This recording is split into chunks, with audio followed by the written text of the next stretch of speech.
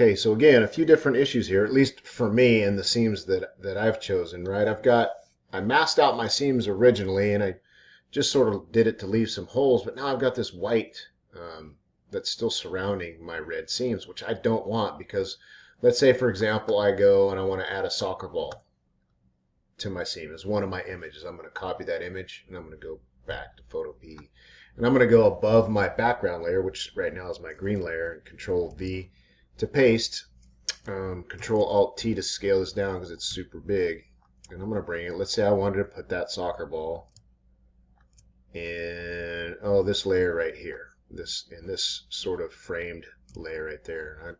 I'll bring it down to about right here and you'll see my problem. So now I've got all this white surrounding it. It's not going to look very good. A couple of different things you can try. One is you can try to play with blend modes for your seam. So if I, again, click on normal and I hit my down arrow, start toggling through all my blend modes to see if anything works.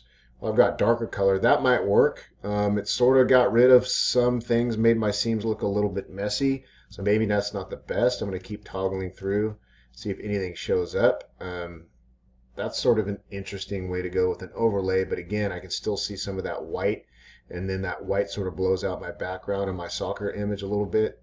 Probably not the best choice. So I'm going to toggle all the way through. And really there's nothing in there that is what I want to use. It might be something that you want to use, and that's going to have to be your call and your decision. So the only other thing I can think of to do is to get rid of all the white and actually retain all of the red that creates those seams. I'm going to do a select by color range. So when I do a select by color range, I want to hide everything that is might have that color in it, including my face. Probably nothing in the soccer ball, but I'm going to hide it anyway. And I'm going to go to select by color range. And I'm going to click inside of one of my red seams.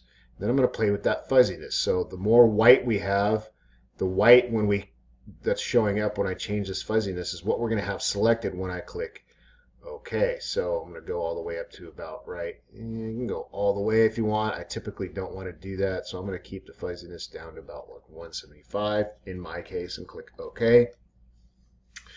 And now I have the seams selected, but I want to always feather that because I don't like hard edges at all, so I'm going to feather it by 1 pixel.